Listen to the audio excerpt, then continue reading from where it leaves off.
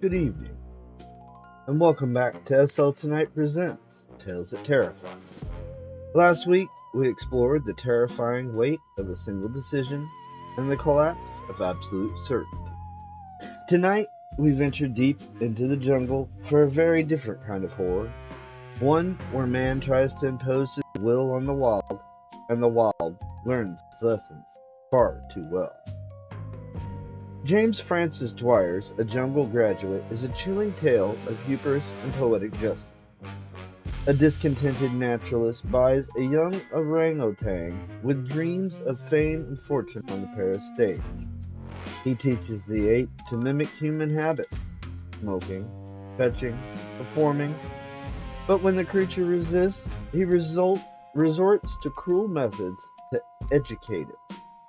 What follows is a grim reversal that turns the teacher into the lesson. So dim the lights, listen to the sounds of the jungle at night, and remember that some students graduate with honors you never intended to teach. Tonight, A Jungle Graduate.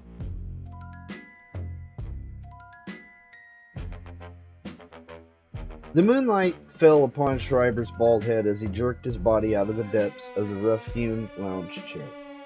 His eyes returned to the blue-black smear of jungle, but his ears were absorbing the faint sounds that came from the interior of the bunker. The path, like a whitewashed strip, reached towards the weird tree masses, and alongside it the coarse rear-row grass stood up haughtily, as if protesting against the man-made barrier. The jungle resents a cleared space, speaks of the presence of human beings. "What is it?" I asked softly.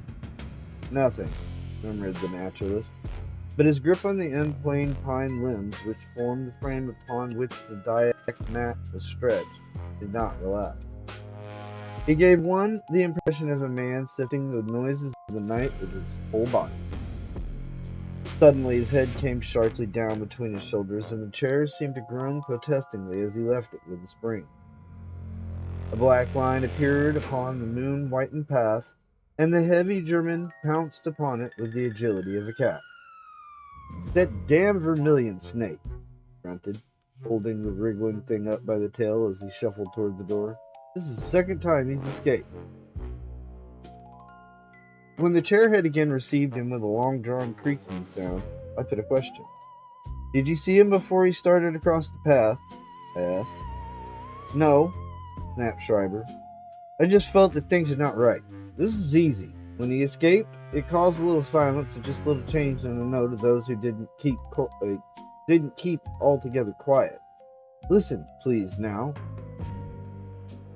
From inside the darkened bungalow came a peculiar wasp-like buzzing that filtered unceasingly into the mysterious night.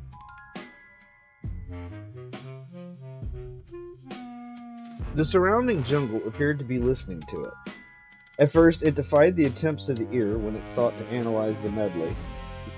Then, when the different noises asserted themselves, slowly. It was the inarticulate cry of the German's prisoner. There was the soft moaning of the wakeful gibbon, the pat-pat of the civet, the whimper of the black monkey, the snuffling of the caged small things, and the rustle of snakes that crawled wearily around their boxes. The sounds seemed to bring to that place a peculiar aura that put the bungalow apart from the unmillied jungle that surrounded it on all sides. They're all right now, murmured the German contentedly. They're quiet, so. But how did they know that the vermin and the snake had escaped? I asked. They're in the dark, and the snake made no noise. The naturalist laughed. The pleasant laugh of a man to whom a question like mine brings the thrill of subtle flattery. How? He repeated. My friend? The gibbon in there felt it in his blood, ja. He whispered softly, oh so softly, and the news ran along the cage. The dark makes no difference to the wild people. Every little bit of their bodies is an eye. Every little hair listens and tells them something. That is as it should be. I felt the change in their notes. I was dreaming of Jan Wick's place in Amsterdam just then, and I woke up mighty quick. The black monkey is wise, but the tune of the others changed to pianissimo very, very suddenly. A snake is a fellow that can get in anywhere. Listen to them now. I did not tell them that he was back, but they know. A feeling of nausea crept over me as the German spoke haltingly, groping for the words to express himself. To me, the bungalow appeared as a leprous spot in the jungle of wild, waving tapang, pandanus, and sandalwood, laced together with riotous creepers. The whimpering, snuffling, and protesting rustling made me shiver, and I surprised myself by voicing my thoughts. It seems so infernally cruel, I stammered. If you look at... The naturalist interrupted me with a quiet laugh, and I remained silent. The big meerschaum was being puffed vigorously.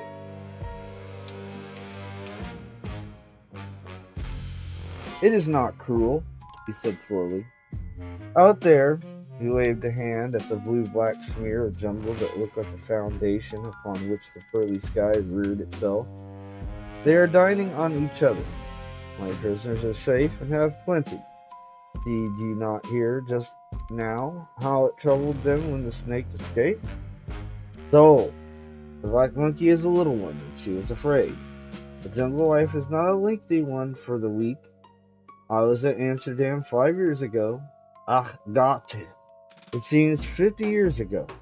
And at Hagenvex I see a one-eared Mayas that I trapped years ago. She looked well. Would she be alive here? I do not know. The irritating droning noise continued to pour out of the bungalow. It floated out into the night that appeared to be all ears in an effort to absorb it. No, captivity is not bad if they are treated right, continued the naturalist. And can you tell me where they are not treated well? I did not answer. Confronted with a request for reasons to back up my stammered protest, I found myself without him. How about fucking freedom?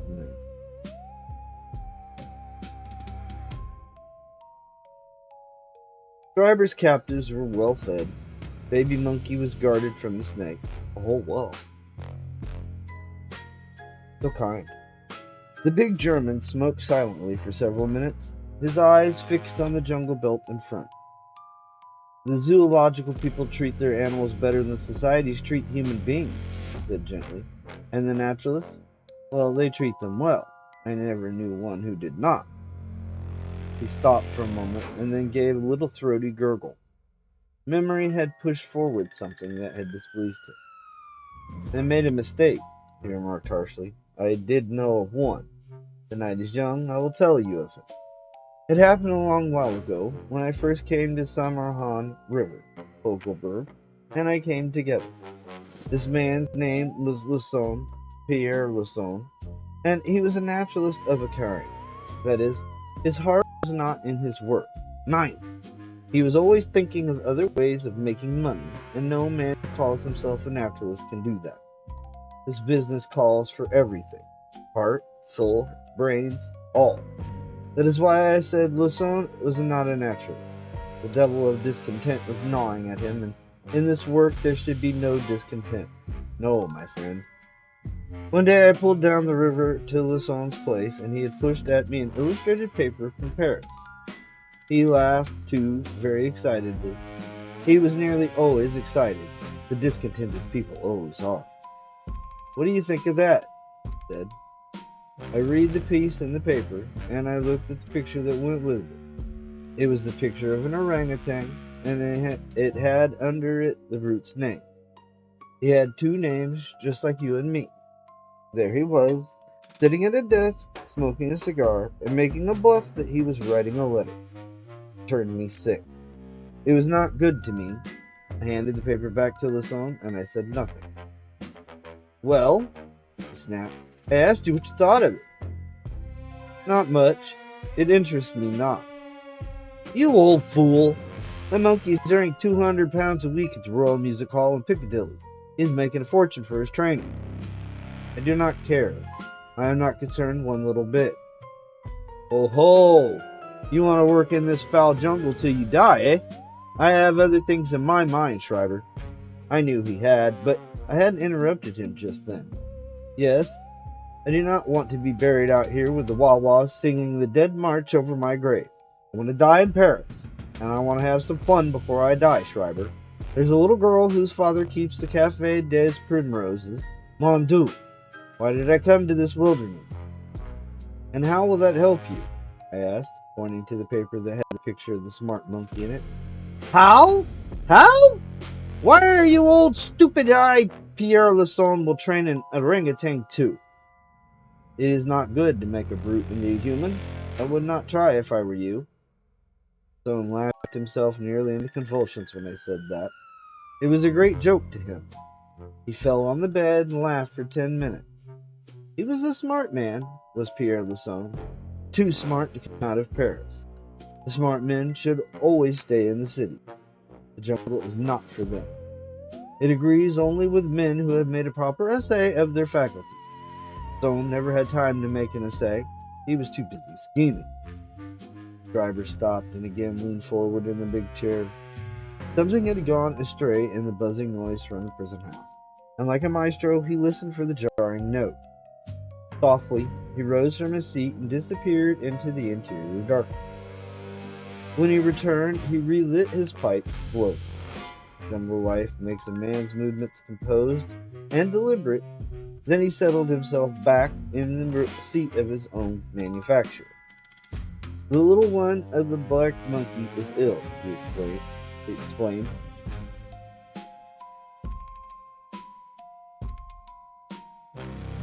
If it was in the jungle, it would die. Here it will live, I think, but we will get back to Lasson, the smart Frenchman who should have stayed in Paris. He pasted that picture of the man-ape over his cot, and he looked at it every day. It got between him and his sleep. 200 pounds a week, he'd cry out.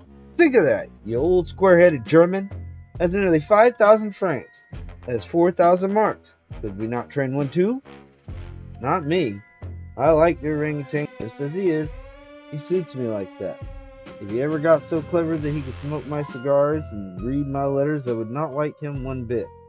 He'd be out of the place that God gave him in the animal kingdom. I annoyed Lasson by telling him that. I annoyed him very much. 3 days afterwards, a Dyak trapped an orangutan that was just getting out of its babyhood, and the Frenchman bought it quick. It is just the size I want, he said to Fogelberg and me. I want to train it as quick as I can. Ho ho, you two fools, just wait. There's a little girl whose father keeps the Café des Primroses. Wait, German and see things. Professor Pierre Lasson and his wonderful trained orangutan. 5,000 francs a week. Is it not good? The Fogelberg and I said nothing.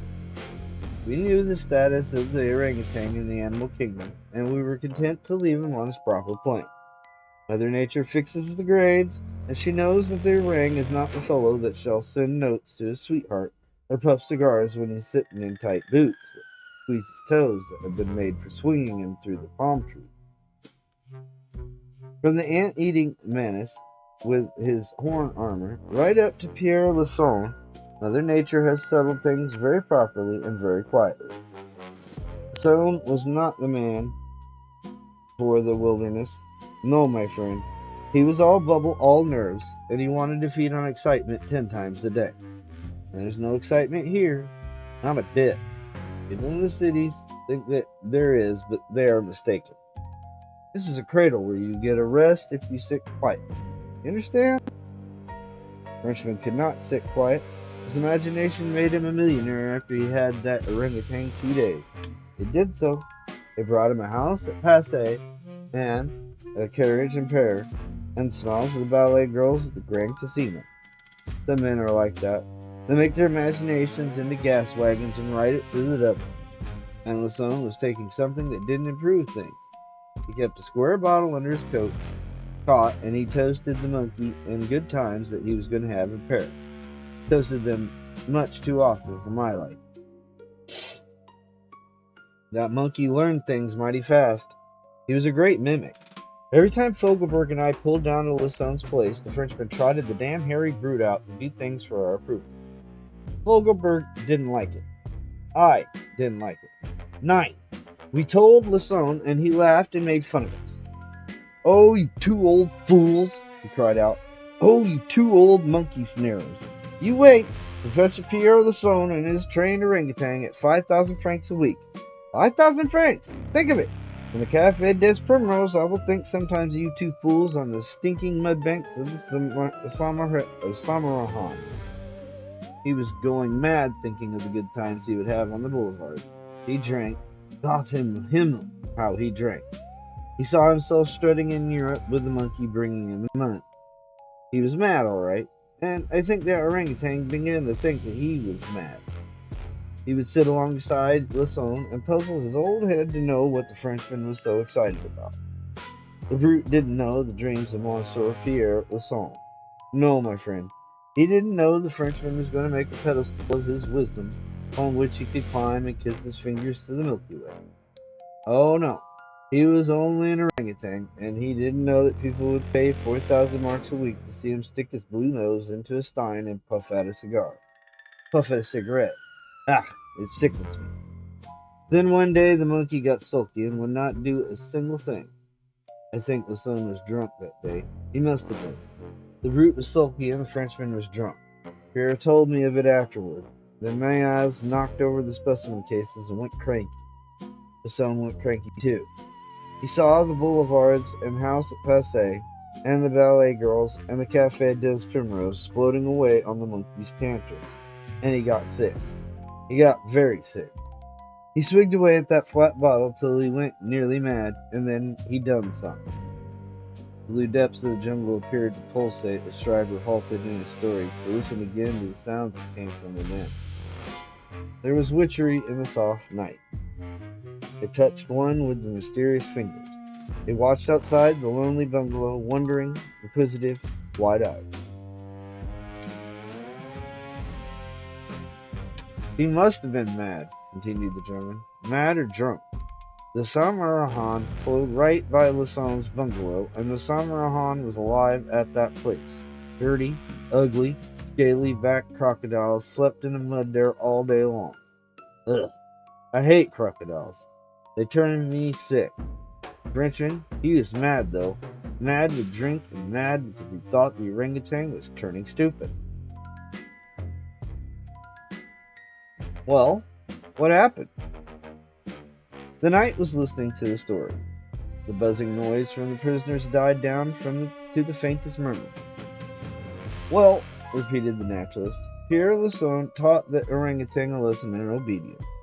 He tied the animal to the trunk of a tree near the mud banks. Yes, near the stinking, slimy mud banks that smell like asphaltida. And then Pierre, laid himself down on the veranda of his bungalow with his Winchester rifle in his lap. The orangutan whimpered, and Lasson laughed. He told me of this afterwards. The orang whimpered again and again, and he cried out with fear. A bit of the mud started to move, and the big Miaz was afraid, very much afraid. You know the cold eye of the crocodile? It is the icicle eye. It is the eye of the Montese shark. No animal has such a cold eye. The shark? Nein. The shark has a fighting eye. The crocodile doesn't fight. He waits until all the cards are in his way. The devil.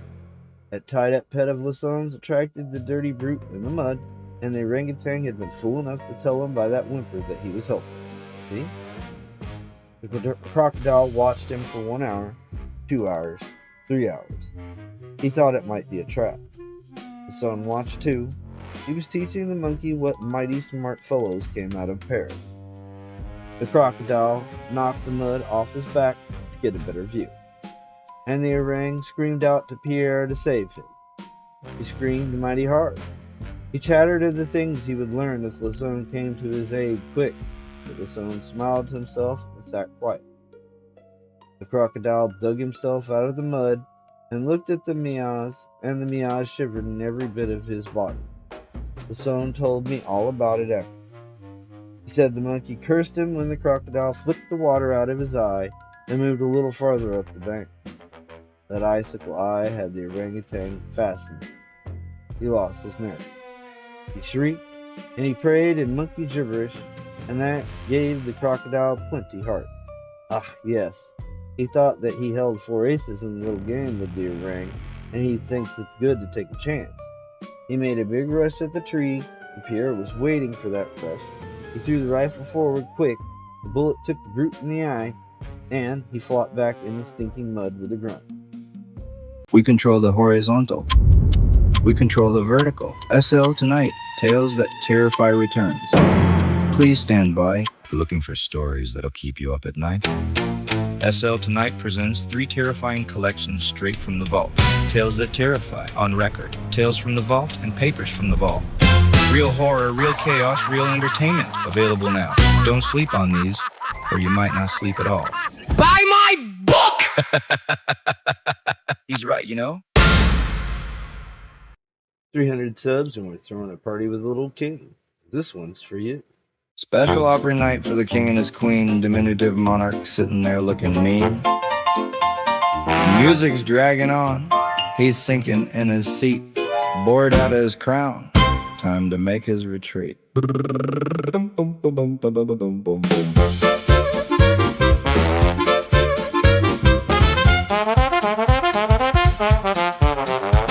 He slips through the curtain, out into the night, spots a bright sign glowing. Betty Boop tonight, vaudeville theater calling, new entertainment calls.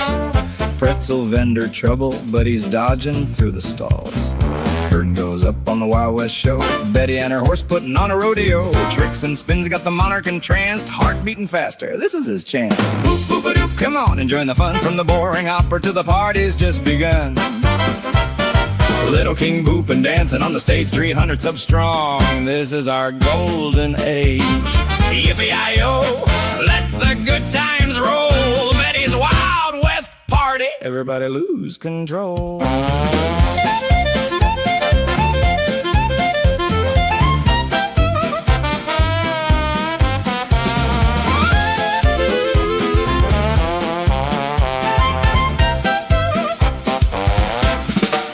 He jumps on the stage for a song and dance. Betty takes his hand, gives the monarch a chance. Horse is prancing, crowd is cheering loud. This little king just joined the rowdy crowd. But here comes the queen, looking none too pleased, caught in the spotlight. But the party ain't ceased. Into the royal carriage they roll away. Betty on the fender holding hands all the way. Boop boop a doop, we made it through the night, from bored little king to the party in full flight.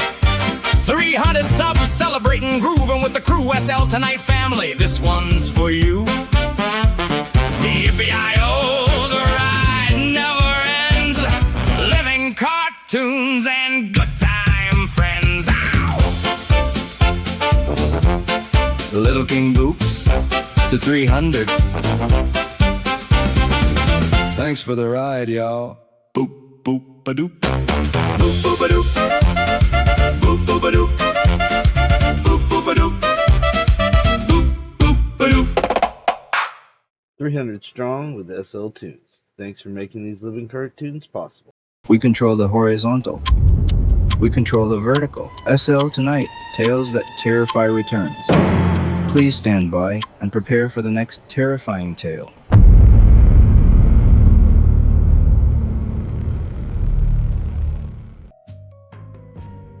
You see what Lasson was? He was a madman. Next day, when Fogelberg and I went down there, he told us all about it, and laughed a lot. The orangutan was so mighty afraid that Lasson would repeat the stunt that he was hopping around doing everything that he could. God. He was much afraid, was that monkey. I bet he dreamed of nights of the icicle eye of that crocodile. Every time the sun looked at him, he shivered as if he was going to take a fit, and he whimpered like a baby. That crocodile had watched him for 3 hours. See? Look at him, screamed the Frenchman. No more sulks from him. I tamed him. Here, he yelled to the orang. Bring me my bottle. Didn't that monkey rush to get it? You bet he did. He went as if it was a matter of life and death then, and I suppose it was, his thinking. And Lasson shrieked with laughter till you could hear him at Brunei. He reckoned that the cold eye of the crocodile was the very best thing in the world to bring a monkey to his senses. I will take him over to Singapore next week, said Lasson. And from there I'll get a boat to Colombo and then ship by messengers maritimes to Paris. 5,000 francs a week. You will read of me, mon Dieu. Yes, you will read of Pierre Lasson, Professor Pierre Lasson and his trained orangutan. Schreiber halted in his recital.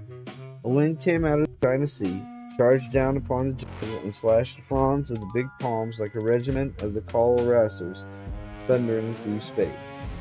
It died away suddenly, leaving an atmosphere of weird expectancy that put one's nerves on attention. The night seemed to listen for something that it knew was coming. Go on, I cried excitedly. Tell me what happened. 4 days after that night, said Schreiber quietly, I pulled down to the Samarhan. When I came in front of Lasson's bungalow, I called out to him, but I got no answer. He's in the forest, I said to myself. I'll go up to the hut and get a drink.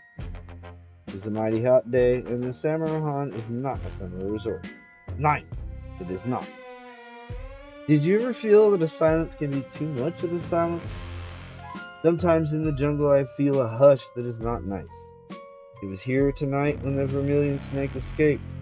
Often in the forest it chokes the whistle of the cicada, and it seems to stop the little blades of grass from waving. Ah, it is strange. Whenever I feel that silence, I am careful. I am not afraid, but I know that other things that can feel in a way that I cannot feel are much afraid. It was that kind of a silence that I feel when I was going up the path to Lasson's bungalow. It touched me like 10,000 cold hands. I'm not imaginative, no. But in the jungle, one gets a skin that feels and sees and hears. And my skin was working overtime just then. It was telling my brain something that my brain could not understand. I walked on my toes through the mangrove bushes at the top of that path. I know not why, but I did. I was near to making a discovery. I knew that. I stopped and peeped through the branches and I saw something. Ah! Yes, I saw something that made me reach out for the news that my skin was trying to tell me. I knew and did not know. You understand? I chased that thing all around in my brain and was getting closer to it each minute. The things I thought of made it come closer, and my lips got dry. I thought of what Lasson had done to the orang, how he had tied him to the tree and frightened him into a fit with a cold stare of that scaly-backed crocodile. And while I thought of that, I watched the veranda of the bungalow. It seemed to see that the monkey tied to the tree and that icicle eye looking at him from the mud. And then, why, I knew. It came on me like a flash. I felt as if it were hit with a sandbag. 3 minutes I could not move, and then I staggered toward the veranda. You know what was there? That big ugly Miaz was fumbling with the Frenchman's rifle, and he was crying like a human. Where is Lasson? I cried out. Where is he? And then I laughed like a madman at my own push. My skin, that was all eyes and ears, had told me where Lasson was. Yeah, it was so. The big Miaz sprang up on his feet and he looked at me just as if he understood every word I said. My legs were as weak as 2 blades of grass. I had not seen the thing done. Ah, it was strange. I thought I had dreamed about it, but then I knew I hadn't. It was the silence and the crying Miaz, and something inside me which told me it is not good to teach a brute too much. Where is he? I cried out again. Show me where he is. The orang wiped the tears from his ugly blue nose and touched me with his big hairy arm.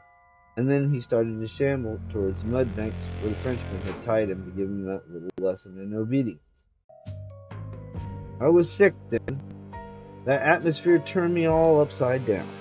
I knew what had happened. Yes, I knew. My mind had pieced things together like the pieces of a picture puzzle. I knew what Lasson had done to the brute. I knew the imitative ways of the Mias. And I knew that Pierre was often drunk. Very often drunk. And then there was the knowledge which my skin had strained out of the silence. Cold sweat ran from me as I followed their harangue, and I clutched the rifle tight as I got near the mud bank and looked around for something to confirm the horror my soul had sensed. And the proof was there. It was a coat sleeve tied to the tree where the Frenchman had tied the Mias a week before, and the sleeve wasn't empty. 9. The cords had been tied around the wrist of Pierre Lasson, and the cords were very strong. They had stood the strain of the pull, and it was there as proof of what had happened. It was all so plain to me. Lasson must have been drunk. See? Well, while he was drunk, it had come into the ugly head of that brute to let Pierre get a thrill from the icicle eyes of the scaly-backed devils in the mud. He had tied Lasson to the tree, and then he got the rifle and copied the Frenchman by sitting on the veranda to watch for the first one of those things that would find out that Pierre was helpless. It was plain, oh, so plain to me. But the Frenchman, in educating that orang, had forgot to teach him how to load a rifle. It was unfortunate, was it not? The rifle was empty, and when the dirty brutes came out of the mud, the Mias could do nothing. Gosh, no. He just fumbled with the breech and cried like a human being till I came along, and then it was too late. What'd you do then? I cried, as the German's heavy bass tones were pursued and throttled by the palpitating silence. I did nothing, said Schreiber quietly. Lasson had told me what he had done to that brute. Fate, nemesis, karma, call it what you will, has funny ways. And I said karma, it doesn't say that. I looked at the orangutan, and he backed away from me crying. And he looked back a dozen times, still crying, till the jungle swallowed him up. Somewhere out there, Sherman waved a hand to the dark forest that was watching and listening. There's an orangutan with a tragedy on his mind.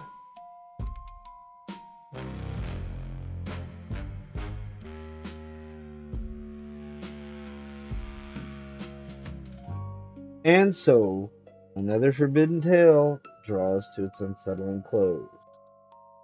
James Francis Dwyer, as a jungle graduate, is a perfect example of jungle horror with a sharp moral sting. It doesn't rely on ghosts or monsters from the shadows. It shows us what happens when man tries to force the wild into his own image, and the wild answers back with his own tools. The orangutan doesn't just survive, it graduates.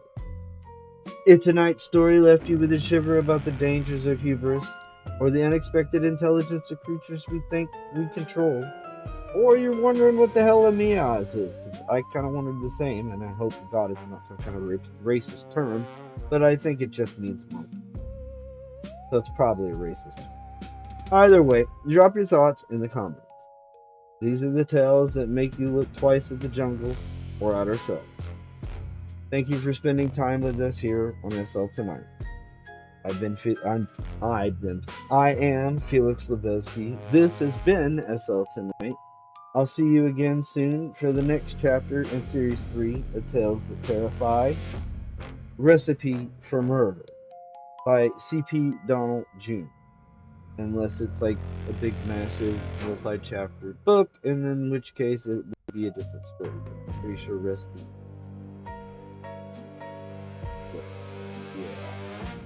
I think it's just that. Recipe for Murder by C.P. Donald Jr. Alright, well, until then, be careful what lessons you teach and sleep well, if you can. Good night.